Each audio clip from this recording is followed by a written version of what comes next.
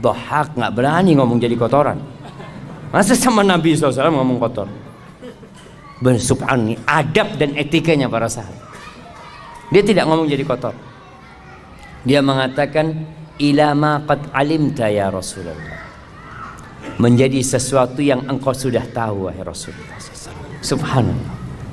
Itu adab dan etika para sahabat. Apa kata Nabi SAW? Fa inna Allah tabaraka wa ta'ala daraba ma yakhruju min ibni Adam mathalan lid dunya. Sesungguhnya Allah menjadikan apa yang keluar dari perutnya anak Adam itu permisalan untuk dunia ini jemaah. Dunia ini kayak gitu coba.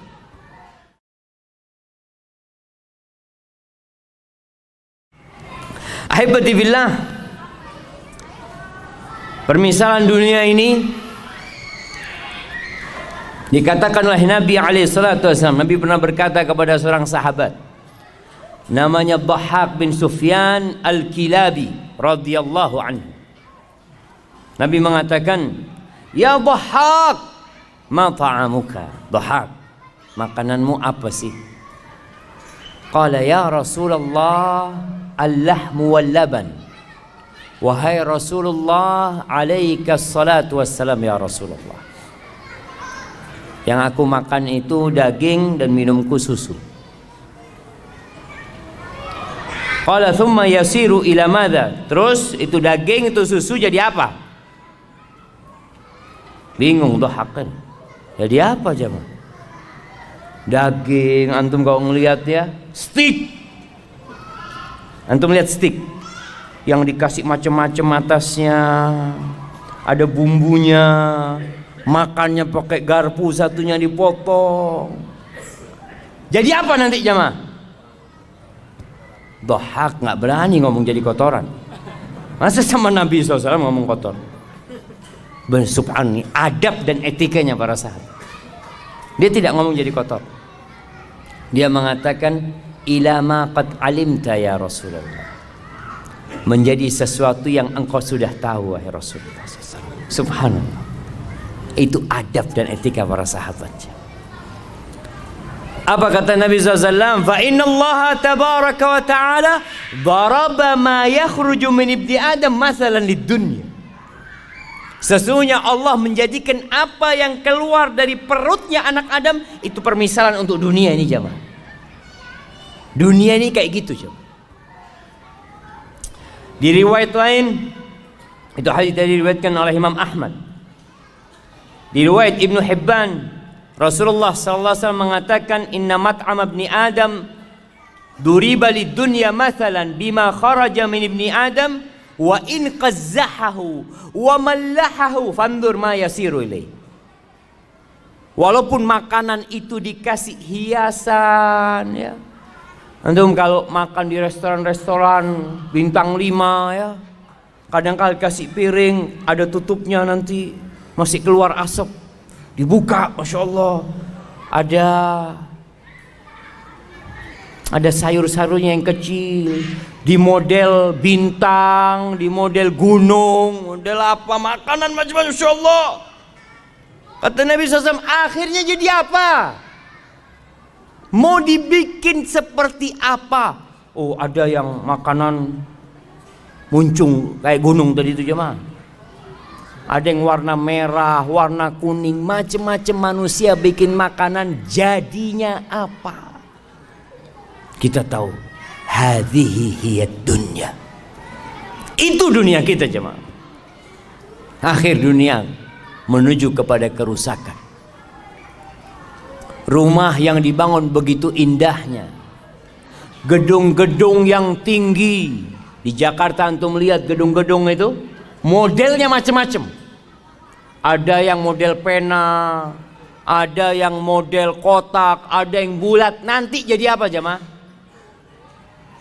Jadi debu yang berterbangan jemaah. Maka jangan sampai kita terpedaya dengan sesuatu yang akhirnya jadi kotoran. Ibnu Qayyim rahimahullahu ta'ala ketika menjelaskan tentang hadis tadi, dia mengatakan Famaghtarra biha wala sakana ilaiha illa dzu himmatin daniyah. Maka tidak akan ada orang yang tertipu dengan dunia, yang kemudian condong kepada kehidupan dunia, kecuali orang yang punya ambisi rendahan. Wa aqlin hakir, akalnya remeh, akalnya itu kecil, nggak besar dia jemaah. Wa qadrin khasis, ya sudahlah, dia itu nggak mampu melihat sesuatu sesuai dengan hakikatnya, salah perhitungan. Maka nanti ketika mati baru akan menyesali semua itu. Hasan al-Basri rahimahullahu ta'ala mengatakan, man arafa rabbahu ahabbahu.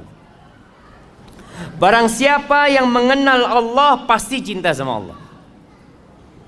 Pasti cinta sama Allah. Bagaimana tidak? Allah itu Ar-Rahman Ar-Rahim, Al-Malik, Al-Quddus, As-Salam, Al-Mu'min, Al-Muhaimin, Al-Aziz, Al-Jabbar, Al-Mutakabbir. Gimana kita gak akan cinta sama Allah Azza wa Jal, sedangkan kehidupan kita berasal darinya. Semua yang kita makan berasal darinya. Masya Allah. Dibuka 5 menit ke waktu Isya. InsyaAllah.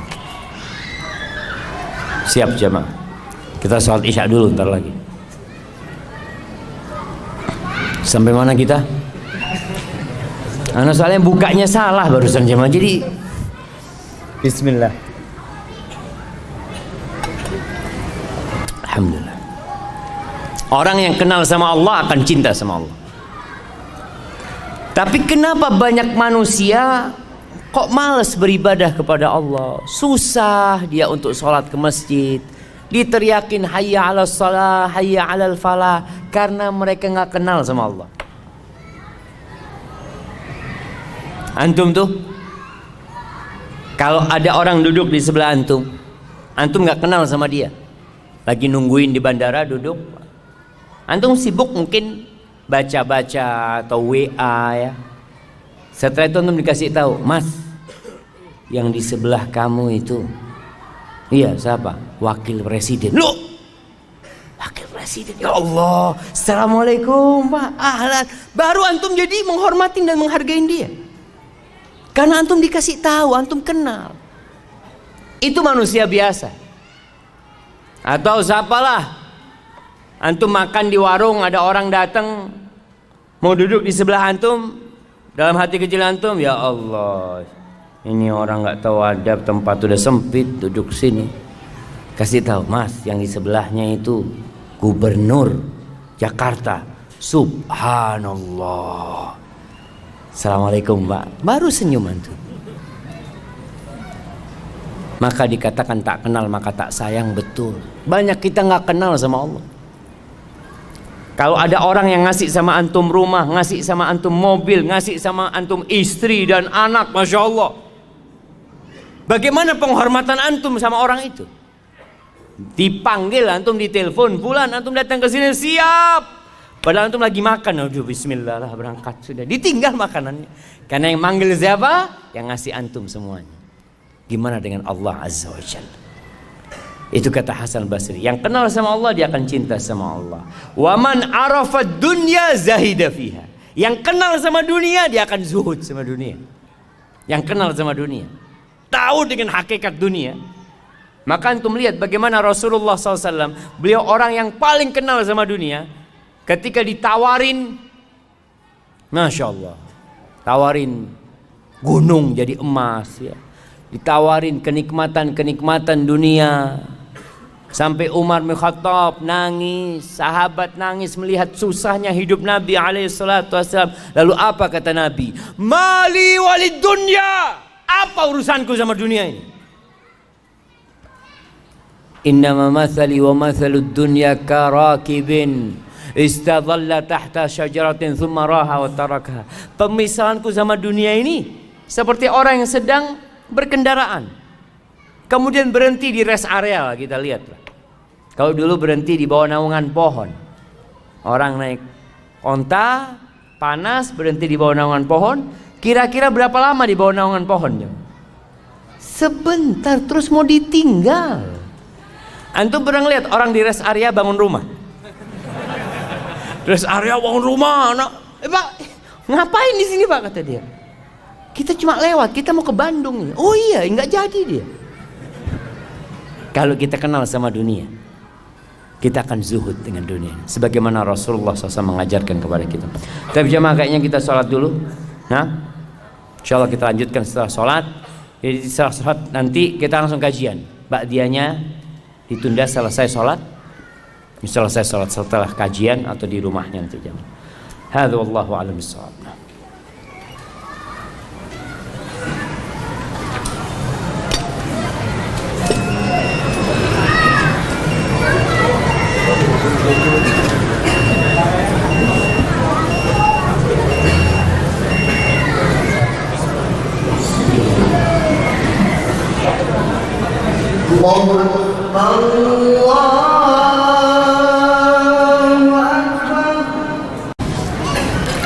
Wassalatu wassalamu ala Rasulillah.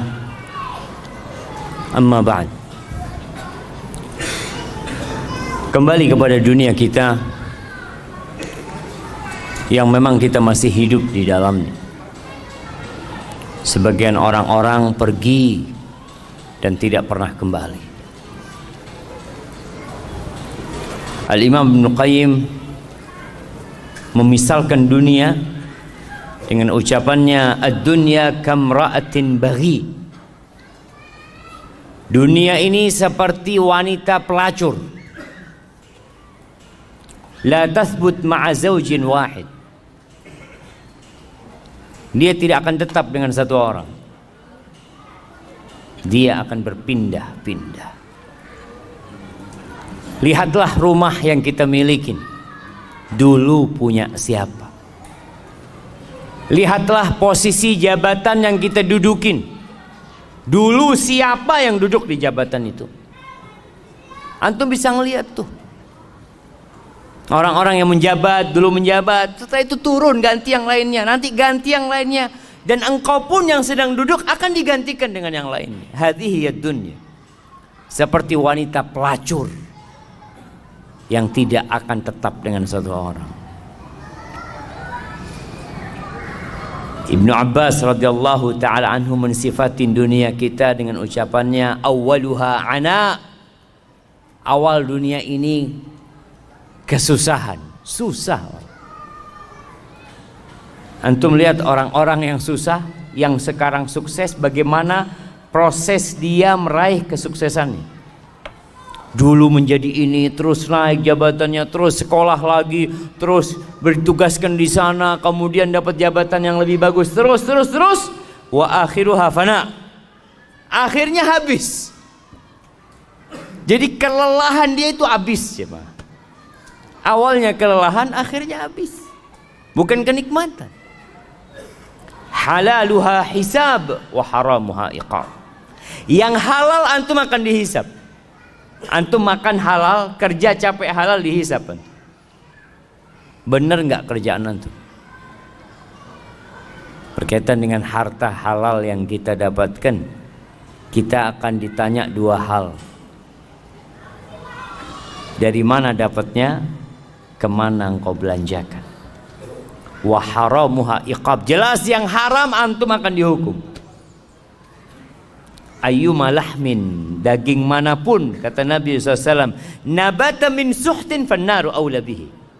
Daging mana aja yang tumbuh dari hasil yang haram, neraka lebih pantas tempatnya buat dia.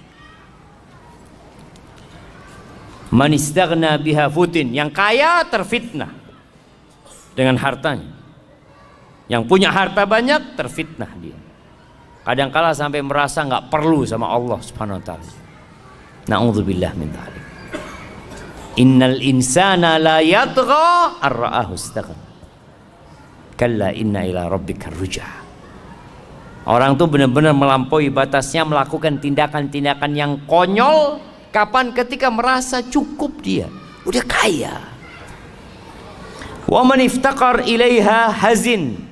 Yang merasa perlu sama dunia akan hidup penuh dengan kesusahan dan kesedihan.